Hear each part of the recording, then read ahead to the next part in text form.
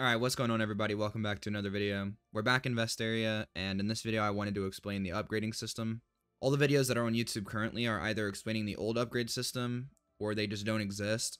Because of that, I want to go ahead and make my own video, and it's going to explain as best as possible, and I'm going to try and make it as clear as possible exactly how this upgrade system works, as there's not really much told you in game. So if you're new to this game, or you just don't know much in general about the upgrade system, hopefully this video will give you as much information as you need to know, so you can get your first gold tier or whatever you're trying to do. So without further ado, let's get right into the video.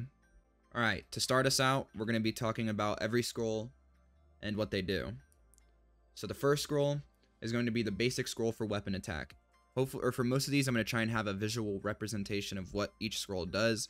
For some of them I won't, just because it'd be time consuming to get one, or it would cost me and I don't really want to spend. But these should give you the basic idea of what they do. So first we got our basic weapon attack scroll. When applied to a weapon, it will always upgrade the weapon by +3. That'll lead us into the next thing. When you apply a scroll, as you can see below my weapon attack, at the bottom of the status card for whatever weapon has scrolls applied to it, you'll see that there's 6 upgrade attempts remaining. There will always be 7 upgrade attempts on weapons and armor, and 3 upgrade attempts on headgear. When a scroll is applied, whether it is successful or fails, it will take one of those upgrade attempts away. If the scroll was successful, it will show you how many successful scrolls you've had by the number displayed to the right of the weapon or the item's name. So in this case, the wooden club is now +1 because one scroll has been successfully applied to it. And just like the last scroll, basic armor defense has 100% chance of applying, and when applied to armor, it'll give you +3 defense while also taking an attempt. So I don't have a visual representation for this next scroll, but there will be a picture of it up on the screen. It is the basic scroll for headgear defense. This is also 100% chance of being applied to your item.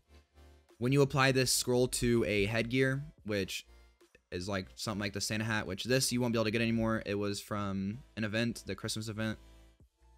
But when you apply the headgear defense to an item, it'll upgrade its unique stat by +1. So for example, this vitality stat would go from +5 to +6 instead. I should also mention that at the moment there is no way to upgrade your footwear. You can only upgrade your weapon, your armor, and your headgear. But moving on to your great scrolls, you have your great weapon attack, your great armor defense, and your great headgear. For the great headgear, that is actually the best version of a headgear scroll that you can get. But for great weapon attack and great armor defense scroll, there are way better options. But as for these scrolls, there's a 70% chance of applying and a 30% chance of failing. So when you apply it to a weapon, that one didn't work for some reason. When you apply it to a weapon, as you can see, that one did apply. It will always upgrade your weapon's attack or your armor's defense by +6. So we can go ahead and do it to the armor as well. It also applied, so as you can see, a +6 upgrade of defense to my armor. Okay, next up we have Ancient Scrolls.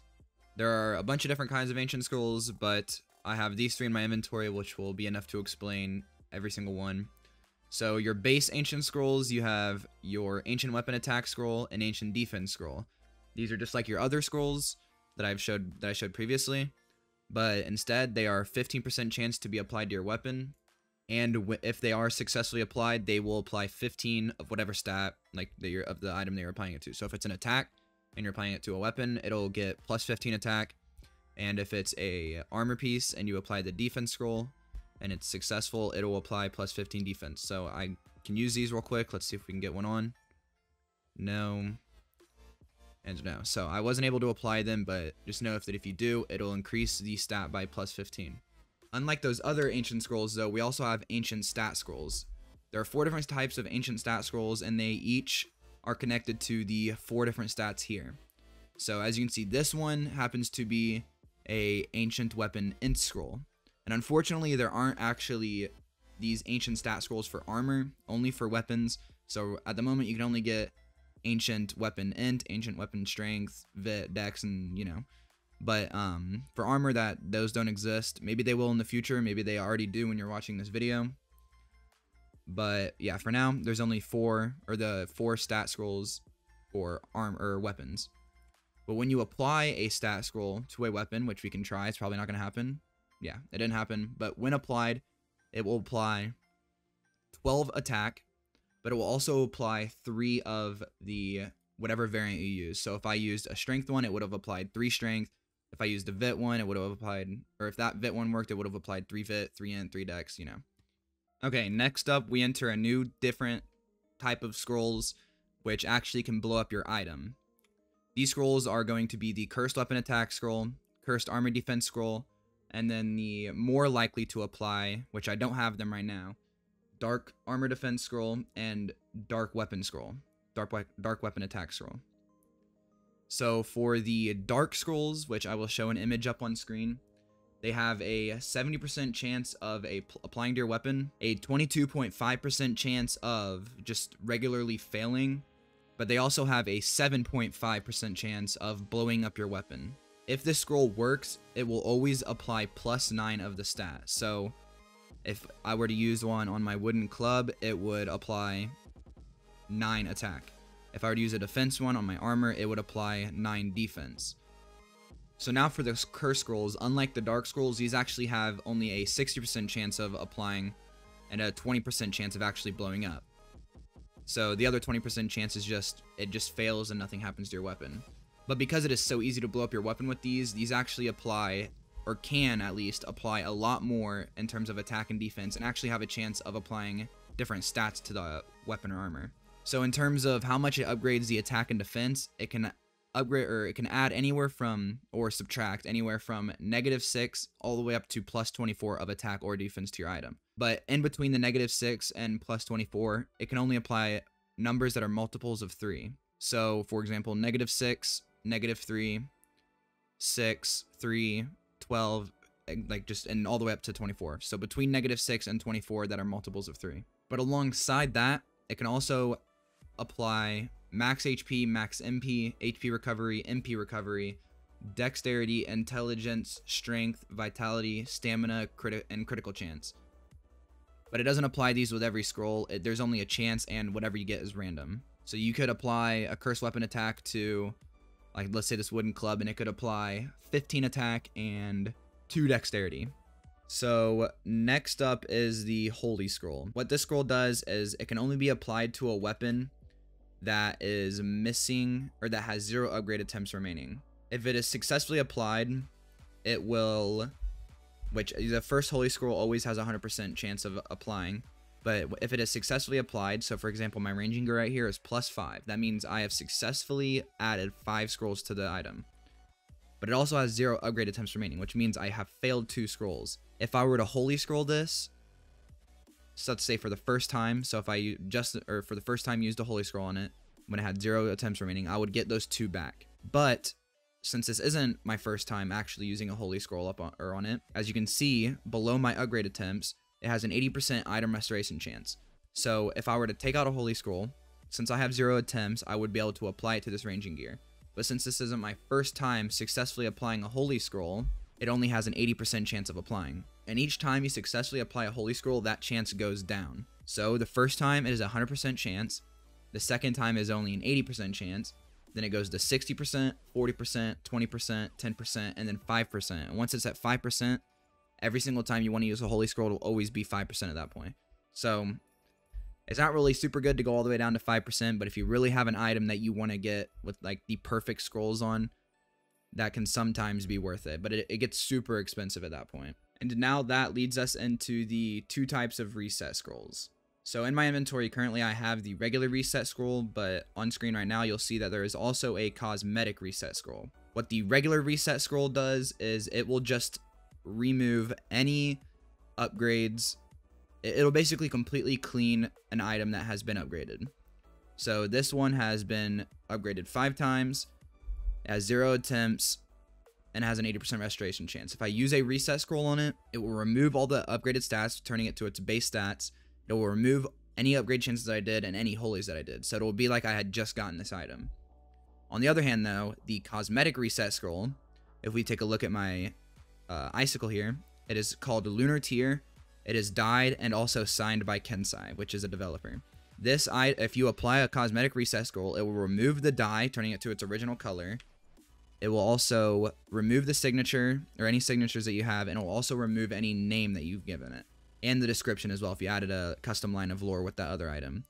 So now that you know all about the scrolls and what they do, we're going to go ahead and get into the rarities, the color rarities for each item. The tier is based on the amount of points that an item has. And now points are a hidden kind of stat. It's not visible to the player, but you can calculate points based on what stats and how many of that stat was applied with your scrolls. So the different rarities I've got here, we've got gray tier. Obviously we know what gray tier is. That's this kind of like gray outline. We have blue tier, which is like this milk or any of these items right here. Then we got purple tier, which is Mogloko mask right here. My Mogloko mask is purple tier. Then we have gold tier, which is like my icicle and dustworm longbow. And then we have something called green tier. Green tier is the highest rarity that is in the game that is obtainable by cursing your weapons. And it is so absurdly rare. Very, very few of green tiers actually exist. Like probably only a handful right now. I know they're getting a little bit more popular, like not popular, but like a lot more people are starting to get it. But even now, there's probably only a handful of them. And now each tier is as follows. Gray tier is 2.9 points and lower. Blue tier is 3 points to 29.9 points. Purple tier is 30 points to 62.9 points. Red tier is 63 to 95.9 points.